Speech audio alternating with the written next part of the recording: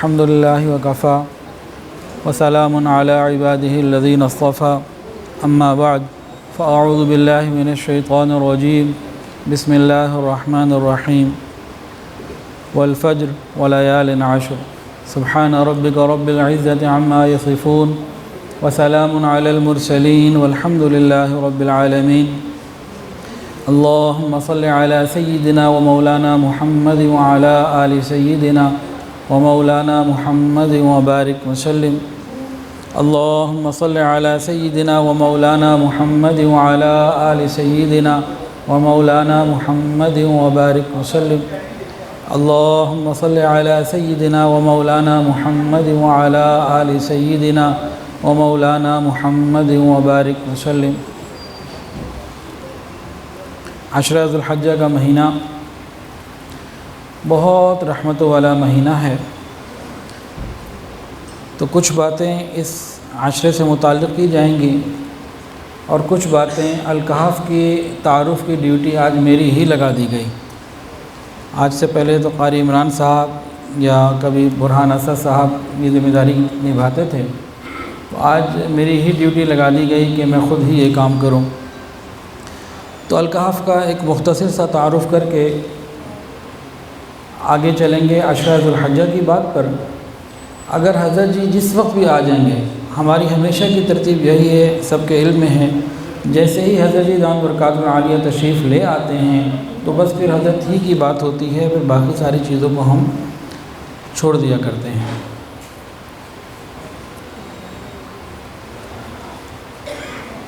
الکہف کا نام یہ سورہ کہف کی وجہ سے رکھا گیا۔ کہف ایک غار کو کہتے ہیں، ایک بڑی غار جس میں پوری جماعت سما سکے۔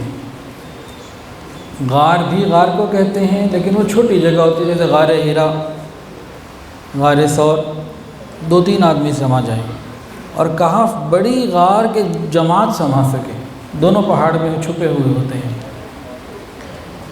اللہ رب العزت نے قرآن مجید میں اصحاب کہف کا جو ذکر فرمایا تو یہ فرمایا، اس میں یہ ملتا ہے کہ ان نوجوانوں کے ایمان کی حفاظت اللہ نے ان حالات میں بھی کی اور اپنی غیبی مدد ان کے ساتھ شامل حال رکھی اور ان کو مثال بنایا۔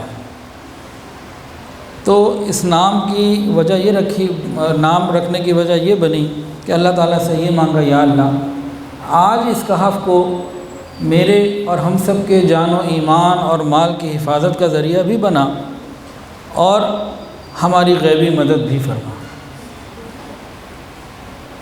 یہ تو نام ہو گیا۔ ابتدا ہوئی 2008 میں، جب حضرت جی سے خلافت ملی اور لوگ بیعت ہونا شروع ہوئے، پھر آگے سلسلہ بڑھا۔ پھر میں نہیں چاہتا تھا کہ مدرسہ کھولا جائے، میں ایک بزنس مین، کام کاروبار سے تعلق رکھنے والا، اور یہ پیری مریدی ایک الگ چیز ہے اور پھر مدرسہ یہ اور الگ چیز۔ تو ابتدا میں اس کے حق میں نہیں تھا کہ بھئی اتنی بزی لائف ہے، میں یہ نہیں کر سکتا یا میں اس کا اہل نہیں ہوں۔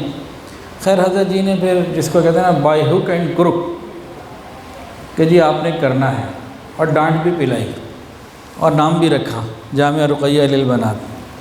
خیر کام شروع ہو گیا، گھر سے کام شروع کیا تھا اپنے گھر سے، تو اللہ کی شان کام بڑھتا چلا گیا، پھر 1 برانچ، پھر 2 برانچ، پھر اس کے بعد سلسلہ ایسا طویل ہوا کہ ابھی کل رات کو میں کراچی سے پہنچا ہوں، تو کراچی کے اس سفر میں کراچی میں 2 برانچز کا الحمدللہ افتتاح تھا۔ تو اس وقت ہماری الحمدللہ 26 برانچز کام کر رہی ہیں آل اوور پاکستان الحمدللہ۔ یہ تو بنیادی باتیں ہو گئیں۔ اب ہمارا جو نیا فوکس ہے نا، وہ ہے شمالی علاقہ جات۔ بعض احباب کے توجہ دلانے کے اوپر وہاں کے کئی تفصیلی وزٹس میں نے کیے، سروے کیے، کئی ساتھیوں کے ساتھ گیا۔ وہاں کے جو حالات سامنے آئے ہیں وہ ایسے ہیں کہ دل یہ کرتا ہے کہ انسان وہیں جا کے رہے اور وہیں پہ دین کا کام کرے۔ غربت بہت زیادہ، تعلیم نہ ہونے کے برابر۔ پورے جی بی کی یا چترال وغیرہ کو بھی ملا لیں تو وہاں شرح خواندگی بہت تھوڑی ہے۔ بعض علاقے ایسے ہیں کہ پوری آبادی میں 2% بھی ریشو نہیں ہے خواتین کی تعلیم یافتہ ہونے کی۔ 2%، 20 نہیں بولا، 15 نہیں بولا، یعنی 100 میں سے 98 انہیں کچھ نہیں پتہ۔ ہم لاہور میں جب کام کرتے ہیں یا کراچی میں، گجرانوالہ میں، تو کیا ہوتا ہے، ایک نہیں تو دوسرے گلی میں کوئی مدرسہ مل جاتا ہے۔ وہاں تو ایسی جگہیں 3 گھنٹے تک پیدل چلیں تو جگہ کوئی نہیں۔ پھر یہ جو پہاڑ ہیں ہمیں تو بڑے خوبصورت نظر آتے ہیں، ہم بڑا انجوائے کرتے ہیں، بڑا مزہ آتا ہے کہ اتنی خوبصورت سینریز ہیں، ایسے زبردست ویوز ہیں۔ وہاں کے لوگوں کے لیے جن کے پاس غربت، بے روزگاری، کرنے کو کچھ نہیں، وہ کہتے ہیں یہ پہاڑ تو سر ٹکرانے کے بھی ہمارے کام نہیں دیتے، ان پہاڑوں کی دیواروں سے سر بھی نہیں ٹکرا سکتے، ہمارے لیے تو اتنے کام کے بھی نہیں۔ پھر وہاں خواتین کے اندر خودکشی کی ریشو بڑھتی چلی جا رہی ہے، پورے ملک میں سب سے زیادہ ادھر ہے۔ عجیب حالات ہیں، کہاں سے سنائیں اور کہاں تک نہ سنائیں۔ اقرا روضۃ الاطفال، جمعیت تعلیم القرآن، ان لوگوں نے وہاں بڑا کام کیا اور کام چل رہا ہے، لیکن بنات کے اندر باقاعدہ بہت ضرورت ہے کام کرنے کی۔ ایک تو ان حضرات کا پہلے ایک موقف تھا کہ عورت کو تو پڑھانا ہی نہیں ہے، یہ ایک ذہن سازی ان کی کرنا ایک مشکل کام ہے، اس پہ آتے ہی نہیں۔ اور پھر جہاں آ بھی جا رہے ہیں تو وہاں وسائل اتنے محدود ہیں اور پہنچنا، آمد و رفت اتنا مشکل ہے کہ اس کے لیے ایک جذبے والا بندہ چاہیے، عام آدمی تو نہیں کر سکتا۔ ایک جذبے والی ٹیم اللہ سے مانگ رہا ہوں، اللہ ایک اچھی ٹیم عطا فرمائے جو جذبے کے ساتھ کام کرے ان سخت حالات میں۔ اور ایک آپ کو واقعہ سنائیں، اس واقعے میں ایک بڑا مزیدار لطیفہ بھی ہے۔ میری بیگم نے مجھے کہا کہ وہ تو میں تھی جو یہاں رہ گئی، اگر کوئی اور ہوتی تو وہ کہتی رات کو میں نے گاڑی میں ہی بسر کرنی ہے، اندر نہیں رہنا۔ جس گھر میں ہم گئے تھے کیا ہوا، ہم لوگ گئے ایک وادی میں رات گزاری، سروے کر رہے تھے کہ کہاں کام کیا جائے۔ پہلے ان کو اردو سکھانا ایک الگ مسئلہ، اس اردو سکھانے کے بعد ان کو ABCD 1 2 3 سکھانا اس سے الگ مسئلہ، پھر ان کو نماز، قرآن، دین کی بنیادی باتیں سکھانا، یہ زبان کے بھی مسائل ہیں اور بہت سارے مسائل کے ساتھ۔ اچھا خیر، ہم رات ایک جگہ ٹھہرے، تو مردوں کے حالات بعد میں، عورتوں کے پہلے سن لیں۔ بیگم صاحبہ نے صبح بتایا کہ جس گھر میں گئیں تو ان خاتون نے نا میری اہلیہ کے اکرام میں اپنی چادر سے ان کی جوتیاں صاف کیں۔